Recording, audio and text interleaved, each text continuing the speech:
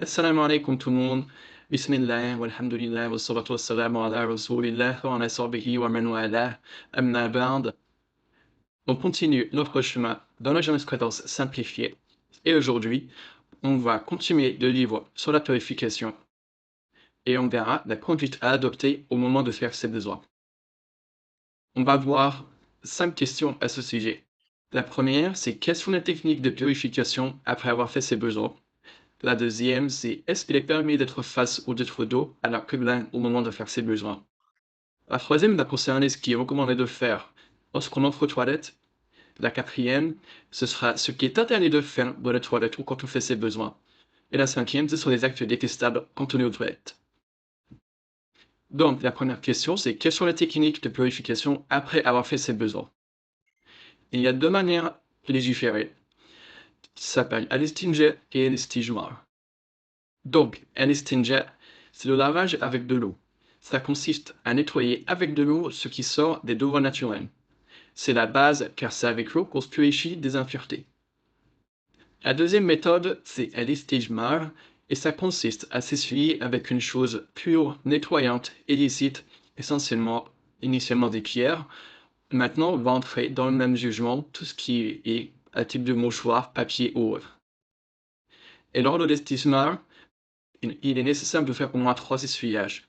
En effet, il y a un hadith de Salman al-Farisi qui a dit notre prophète sallallahu alayhi wa sallam nous a interdit de faire l'istijmar de la main droite, de faire l'istijmar avec moins de 3 pierres et de faire l'istijmar avec du crottin et des os.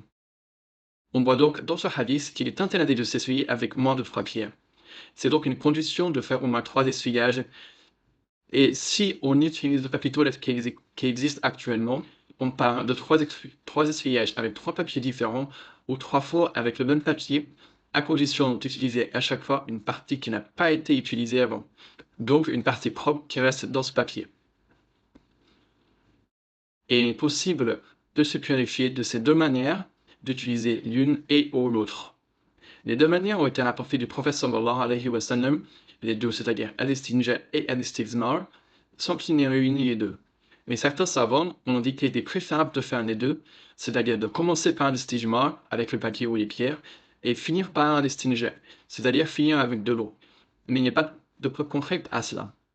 La preuve à ces deux types de méthodes, c'est par exemple le hadith de Anas ibn Malik, le serviteur du prophète sallallahu alayhi wa sallam, qui a dit le prophète allait faire ses besoins, et je portais avec un autre enfant comme moi un petit seau en cuir avec de l'eau et un couteau, et il faisait un istinja. C'est-à-dire que le prophète sallallahu alayhi wa sallam se lavait avec de l'eau. Dans un autre hadith rapporté par Aïcha, le prophète sallallahu alayhi wa sallam a dit lorsque l'un de vous va faire ses besoins, qu'il se nettoie avec 3 pierres, et ceci lui suffit. On voit donc à travers ces deux hadiths que les deux méthodes sont possibles. Donc, en résumé, al-istinja, ça consiste à verser de l'eau jusqu'à ce qu'on pense avoir fait disparaître l'impureté, c'est-à-dire que l'endroit soit revenu à son état initial. Et il n'y a pas de nombre particulier de lavage légiféré lorsqu'on fait l'istinja avec de l'eau. Il se peut qu'un seul lavage suffise, ou alors qu'il y ait besoin de faire plus de lavage si c'est nécessaire, jusqu'à faire disparaître l'impureté. Par contre, si c'est l'istijmar, on utilise au moins 3 pierres ou 3 papiers ou autre chose, et plus en cas de besoin. Et si jamais on fait plus, c'est bien de s'arrêter sur un nombre impair, c'est-à-dire en faisant 5 fois ou 7 fois par exemple. La deuxième question qu'on va voir est, est-ce qu'il est permis de faire face ou d'être dos à leur qibla au moment de faire ses besoins? Si une personne se trouve à l'extérieur et qu'il n'y a pas d'obstacle direct entre elle et leur qibla, c'est-à-dire la Mecque et plus exactement la Kaaba, il ne lui est pas permis de faire face ni dos à leur qibla. La preuve à ça, c'est le hadith d'Abu Ayyub al-Ansari qui a dit le prophète sallallahu alayhi wa sallam a dit lorsque vous faites vos besoins, ne vous orientez pas en direction de la qibla et ne soyez pas dos à celle-ci, mais orientez-vous vers l'est ou vers l'ouest. Pourquoi est-ce qu'elle en a dit orientez-vous vers l'est ou vers l'ouest? Parce qu'en fait, pour eux, la qibla était au sud. Donc, s'ils s'orientaient vers le sud, ils faisaient face à la qibla, et s'ils s'orientaient vers le nord, ils étaient dos à la qibla. Ils nous ont donc ordonné de s'orienter vers l'est ou vers l'ouest. Abu Ayyub, le rapporteur du hadith, nous dit ensuite nous sommes arrivés au Shem, Et Shem, c'est la partie géographique qui correspond à l'heure actuelle à la Syrie, la Palestine, la Jordanie.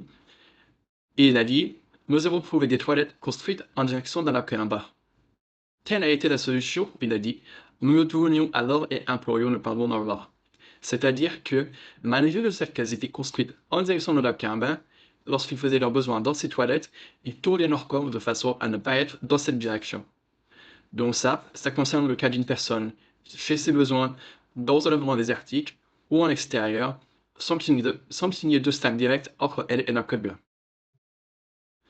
En ce qui concerne une personne qui fait ses besoins dans une construction, comme par exemple les toilettes aujourd'hui, ou alors elle est à l'extérieur avec un obstacle clair entre elle et la Kaaba, il y a divergence parmi les savants, notamment en mesure de hadith d'Abdullah ibn Omar, qui a dit qu'il a vu le prophète sallallahu alayhi wa sallam faire ses besoins en direction du Sham en faisant dos à la Kaaba. Et les savants ont dit qu'en fait, ça nous indique qu'il n'y a pas de mal lorsqu'on se trouve dans une construction, dans un bâtiment, et qu'il y a un obstacle direct entre la personne et leur qibla, comme par exemple dans les toilettes de l'heure actuelle, il n'y a pas de mal à faire dos à leur qibla. Et il y a également un troisième hadith qui dit qu'Abdullah ibn Omar a fait arrêter son dromadaire à un endroit en face de leur qibla, il est descendu, il s'est assis et a uriné en face, en direction. Alors à partir du hadith d'Umm Marwan, elle dit « Ô Abu Abdurrahman, ne devons pas éviter cela ?» Ibn Omar a dit « Oui, il faut éviter cela si nous sommes dans un désert. Cependant, si ta maison ou quelque chose est entre toi et la qibla, alors c'est pas grave. » On voit donc que c'est autorisé, mais le mieux, ça reste d'éviter cela, même dans les constructions. Maintenant, on va voir quelles sont les choses qui sont recommandées de faire lorsqu'on entre aux toilettes. Il y en a plusieurs. Donc la première, c'est de dire un dua particulier. C'est de dire Bismillah, Allahumma inni a'udhu bika min al-khubuth wal khaba'ith. Je vais le répéter. Bismillah, Allahumma inni a'udhu bika min al-khubuth wal khaba'ith. Il y a deux versions, on peut dire Bismillah, Allahumma inni a'udhu bika min al-khubuth wal khaba'ith. C'est-à-dire qu'il y a un soukoun sur le bas. Donc, le sens du premier, c'est Bismillah, au nom d'Allah. Ô Allah, je cherche protection auprès de toi contre les démons mâles et femelles. Le sens du deuxième, ça veut dire Ô Allah, je cherche protection auprès de toi contre le mal et les gens qui font du mal, c'est-à-dire des gens méchants et mal intentionnés. Deuxième étape, qu'est-ce qu'on fait? On entre avec le pied gauche si on entre dans une construction. Ensuite, on ne se déshabille qu'une fois que la personne est tout seule ou alors au plus près des toilettes. Quand on a fini, on sort du pied droit en disant le doigt Ghufranak. Ça veut dire Oh Allah, je te demande ton pardon. Ghufranak. Si la personne est à l'extérieur, elle doit s'isoler et se cacher pour ne pas qu'on la voie. Voici donc 6 choses à faire. En ce qui concerne l'invocation initiale, si on parle de toilette dans un bâtiment, on la dit juste avant d'entrer.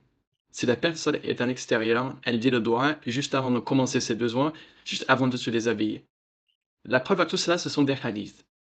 Il y a le hadith de Jabir qui dit « Nous étions en voyage avec le prophète sallallahu alayhi wa sallam, et quand il allait faire ses besoins, il s'éloignait tellement de sorte qu'on ne le voyait plus. » Anas radiallahu anhu rapporte que le prophète sallallahu alayhi wa sallam a dit « Lorsque les fils d'Adam entrent aux toilettes, ce qui cache leur nudité des djinns, c'est-à-dire des démons, est de dire Bismillah. » Donc, le fait de dire Bismillah avant d'entrer aux toilettes, ça permet de cacher notre nudité des regards des démons. Anas anhu a dit que lorsque le prophète sallallahu alayhi wa sallam entrait aux toilettes, il disait Bismillah, Allahumma inni a'udhu bika min al-khubuth wal khaba'ith. Un autre hadith de Aïcha, elle rapporte que le prophète sallallahu alayhi wa sallam, quand il sortait des toilettes, il disait le doigt Ghufranaka.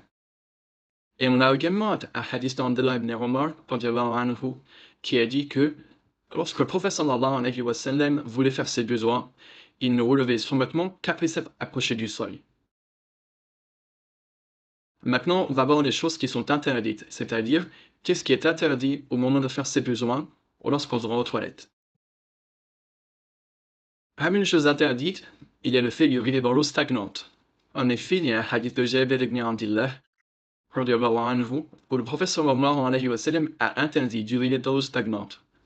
Mais l'eau stagnante, c'est une eau qui ne circule pas. Par exemple, un petit étang.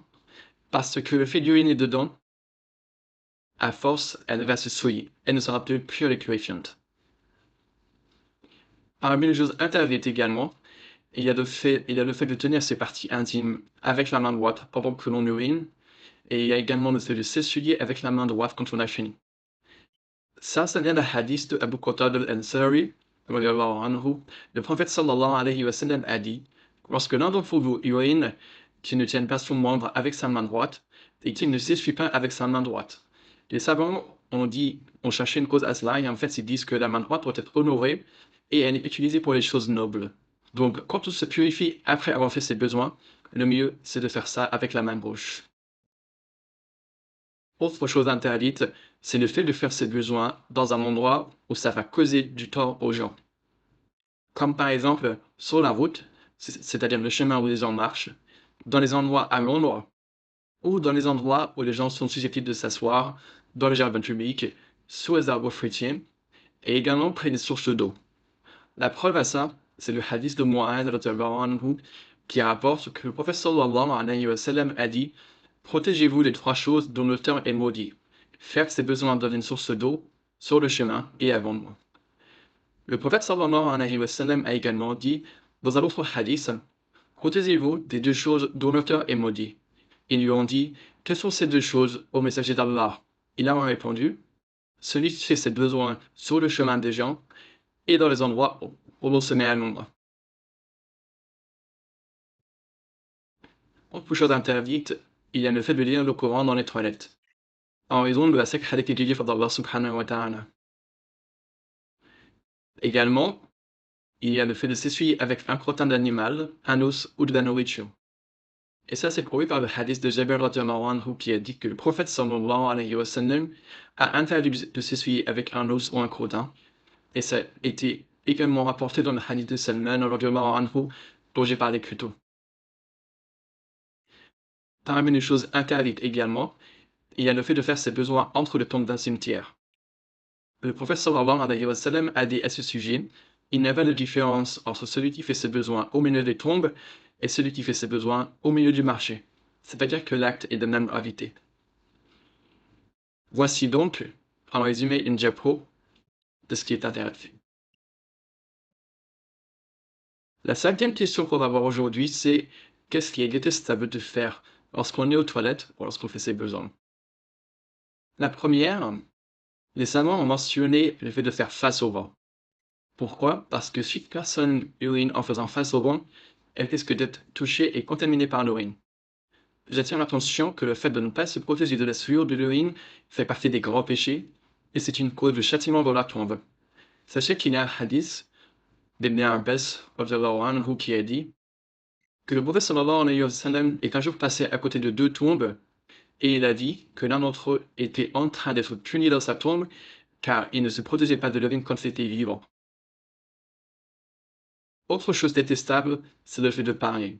En effet, un hadith rapporte qu'un homme est passé à proximité du prophète sallallahu alayhi wa sallam alors qu'il faisait ses besoins, et il l'a salué, et le prophète sallallahu alayhi wa sallam ne lui a pas répondu. Les savants ont donc dit qu'il est détestable de parler lorsqu'une personne fait ses besoins, en dehors bien sûr des nécessités.